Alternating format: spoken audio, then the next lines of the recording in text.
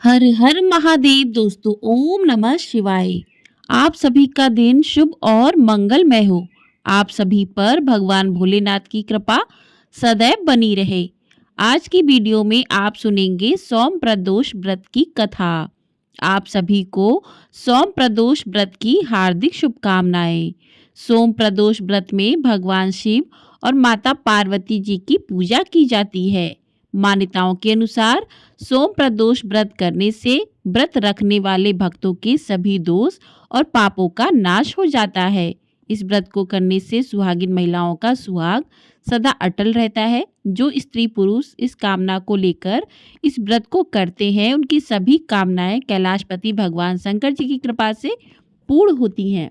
सूत जी कहते हैं कि त्रयोदशी व्रत करने वाले को 100 गौ दान का फल भी प्राप्त होता है। इस व्रत को जो कोई भी विधि विधान और तन मन धन से करता है, उसके सभी दुख दूर हो जाते हैं। तो आज की वीडियो में मैं आपको सोम प्रदोष व्रत की बहुत ही दुर्लभ कथा सुनाऊंगी। तो आप सभी भक्तजन इन कथा को बड़ी ही श्रद्धा और प्रसन्नचित मन से सुनिएगा।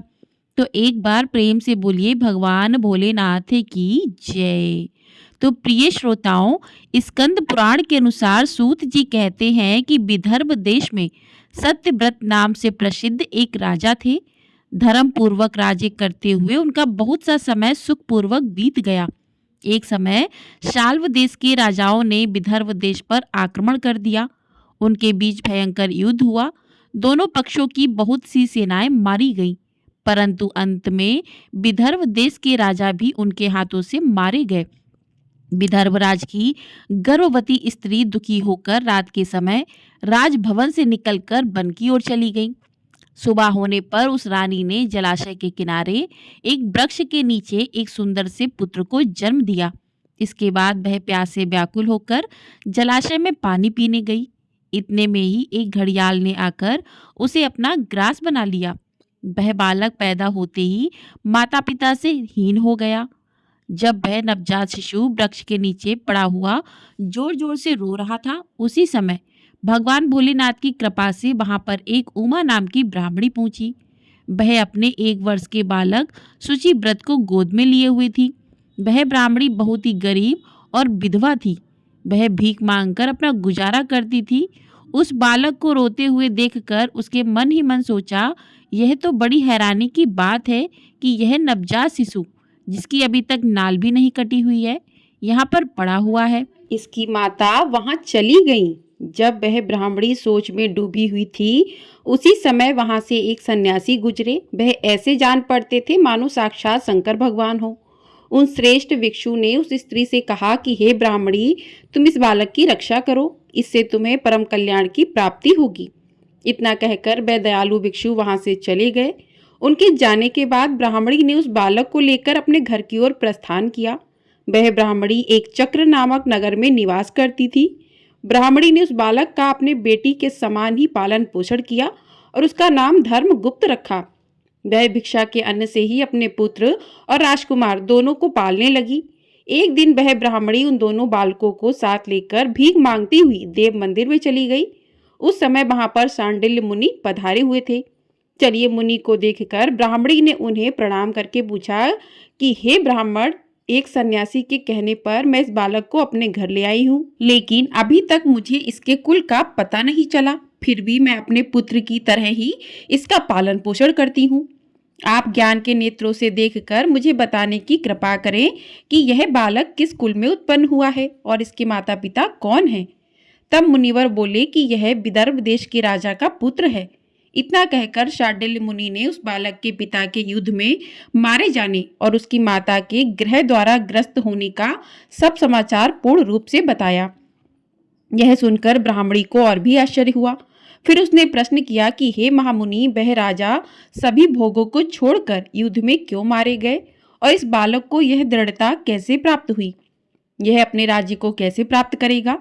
यह तो मेरे पुत्र की तरह भिक्षा के अन्न से ही जीवन निर्वाह करता है। इसकी दरिद्रता के कारण का क्या उपाय है? तब शांडिल्य मुनि बोले कि इस राजकुमार के पिता विदर्भ राज पूर्व जन्म में पांडे देश के राजा थे। एक दिन प्रदोष काल में राजा बड़ी भक्ति भाव से त्रिलोकीनाथ महादेव जी की आराधना में मग्न थे। उसी समय उनके नगर में बड़ा भारी कोलाहल मचा। उस शोर को सुनकर राजा ने बीच में ही भगवान शंकर की पूजा को छोड़ दिया और राजभवन से बाहर निकल गए। इसी समय राजा का मंत्री शत्रु को पकड़कर उनके समीप ले आया। वह शत्रु पांडव राज का सामंत था। उसे देखते ही राजा ने क्रोधपूर्वक उनका मस्तक कटवा दिया। शिव पूजा को छोड़कर नियम को समाप्त किए बिना ही राजा ने रात में भोजन भी कर लिया। इसी प्रकार राजकुमार भी प्रदोष काल में भगवान शिव की पूजा किए बिना भोजन करके सो गया। वही राजा अगले जन्म में विदर्भ राज हुआ। शिव पूजा में विघ्न होने के कारण शत्रुओं ने उसके सुख भोग के बीच में ही मार डाला। पूर्व जन्म में जो उसका पुत्र था, इस जन्म में भी राजा का वही पुत्र है। भगवान शिव की पूजा का उल्लंघन करने के कारण यह दरिद्रता को प्राप्त हुआ है। इसकी माता ने पूर्व जन्म में छल से अपनी सौत को मार डाला था। उस महान पाप के कारण ही वह इस जन्म में ग्रह के द्वारा मारी गई हैं। हे ब्राह्मणी, तुम्हारा पुत्र पूर्व जन्म में भी एक ब्राह्मण था। इसने अपना सारा जीवन केवल दान लेने में ही बिताया, यज्ञ आदि सत्कर्म किए, इसलिए यह दरिद्रता को प्राप्त हुआ है। उस दोष के निवारण के लिए अब यह भगवान शंकर की शरण में जाए।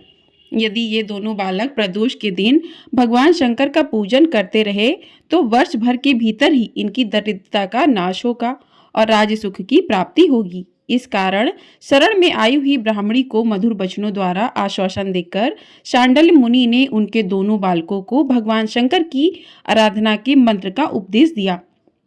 उसके बाद ब्राह्मणी अपने दोनों बालकों को लेकर वहां से चली गई। 4 मास बाद एक दिन ब्राह्मण का पुत्र नदी में स्नान करने गया। वहां उसे धन से भरा हुआ एक घड़ा मिला, जिसे लेकर वह अपनी माँ के पास गया। माँ धन से भरे हुए घड़े को देखकर खुश हो गई और उसने कहा, इसे अपने भाई के साथ आधा आधा बांट लो। मगर धर्मगुप्त ने इस धन में हिस्सेदारी से मना करते हुए कहा, मैं किसी अन्य के भाग्य का भागी नहीं हो सकता। प्रत्येक व्यक्ति स्वयं के कर्म का फल भोगता है। इस प्रकार प्रसन्नता पूर्वक भगवान की शंकर की पूजा करते हुए उन दोनों राजकुमारों का 1 वर्ष व्यतीत हो गया। एक दिन ब्राह्मण का पुत्र और राजकुमार वन में ब्रह्मचर्य करते गए। मार्ग में उन्होंने देखा कि अनेक गंधर्व कन्याएं आपस में खेल रही हैं। ब्राह्मण कुमार वहीं पर रुक गया और राजकुमार से बोला, हमें इससे आगे नहीं जाना चाहिए। ये गंधर्व कन्याएं हैं, किसी को भी अपनी ओर आकर्षित कर सकती हैं। मगर राजकुमार निडर होकर आगे बढ़ता गया। जब मुख्य गंधर्व कन्या ने राजकुमार धर्मगुप्त को देखा तो वह उसके प्रति आकर्षित हो गई। उसने अपनी सभी सखियों को फूल चुनने के लिए भेज दिया और राजकुमार के पास आने की प्रतीक्षा करने लगी। उसे अकेला देखकर राजकुमार उसके पास गया और उससे बातचीत शुरू की। उसने बताया, मैं विदर्भ देश का राजकुमार हूँ। मेरे माता पिता अभी संसार में नहीं हैं और शत्रुओं ने हमारे राज्य पर कब्जा कर लिया है। तब कन्या ने अपना परिचय देते हुए कहा, मैं विदर्भ नामक गंधर्व की पुत्री हूँ। मेरा नाम अंशुम है और मैं गायन में प्रवीण हूँ। उसने यह भी कहा, मैं आपसे विवाह करना चाहती हूँ। इतना कहकर उसने अपने मोतियों की माला निकालकर राजकुमार को पहना दी। तब राजकुमार ने पूछा, तुम राजपाट गवा चुकी राजकुमार के साथ कैसे रह पाओगी और अपने माता पिता की अनुमति के बिना तुम मेरे साथ कैसे आ सकती हो? इस पर अंशुम ने बोला, चाहे जो हो जाए मैं वही करूंगी जो मैं चाहती हूँ। तुम 2 दिन बाद प्रातःकाल यहाँ आकर मुझसे मिलना। इतना कहकर वह वहां से चली गई। राजकुमार ने वापस आकर ब्राह्मणी और उसके पुत्र को सारी बात बताई। वे दोनों बहुत खुश हुए। 2 दिन बाद राजकुमार पुनः उसी वन में गया। उसने देखा कि अंशुम अपने पिता के साथ उसकी प्रतीक्षा कर रही है। तब गंधर्वराज ने राजकुमार से कहा कि मैं कैलाशपुरी गया था। वहां भगवान शिव और माता पार्वती ने मुझे बुलाकर कहा कि धर्मगुप्त नामक राजकुमार राज्य से विहीन होकर भटक रहा है। जाओ और उसका राज्य पुनः प्राप्त करने में उसकी सहायता करो। मैं उनकी आज्ञा के अनुसार अपनी पुत्री अंशुम का हाथ तुम्हारे हाथ में दे रहा हूँ और राज्य प्राप्त करने में मैं तुम्हारी सहायता करूंगा। मेरी पुत्री 10,000 वर्ष तक तुम्हारे साथ इस पृथ्वी पर रहेगी और जब तुम शिवलोक में जाओगे तब भी वह इसी काया में तुम्हारे साथ ही रहेगी। भगवान शिव के आदेश के अनुसार धर्मगुप्त और अंशुम का विवाह हो गया। अंशुम के पिता ने अपनी गंधर्व सेना भी राजकुमार को दे दी। सेना की सहायता ने उसने अपने शत्रुओं को परास्त कर दिया और अपने पिता का खोया हुआ राज उसे प्राप्त कर लिया। अब राजकुमार धर्मगुप्त राजा बन गया। उसने अपने बुरे दिनों में उसे पालने वाली गरीब ब्राह्मणी को राजमाता का दर्जा दिया और शुचि व्रत को अपना छोटा भाई माना। इस प्रकार नियमित रूप से प्रदोष व्रत करने से ब्राह्मणी, उसके पुत्र शुचि व्रत और राजकुमार धर्मगुप्त को धन, धान्य तथा सुख संपत्ति की प्राप्ति हुई। सूत जी कहते हैं कि जो भी मनुष्य प्रदोष व्रत की इस पुण्य महात्म्य को एकाग्रचित्त होकर सुनते हैं अथवा पढ़ते हैं, उन्हें 100 जन्मों तक कभी दरिद्रता नहीं होती और अंत में वह ज्ञान के ऐश्वर्य से युक्त होकर भगवान शंकर के परम धाम को प्राप्त होते हैं। प्रेम से बोलिए भगवान शंकर की जय, माता पार्वती की जय। इस प्रकार से सोम प्रदोष व्रत की कथा पूर्ण हुई। आप सभी को ये वीडियो पसंद आई है? वीडियो को लाइक, शेयर, चैनल को सब्सक्राइब जरूर कर लीजिएगा। आपको हमारे चैनल पर माघ मास महात्म्य के अध्याय प्रतिदिन सुनाए जा रहे हैं। मौनी अमावस्या की कथा भी सुनाई जाएगी।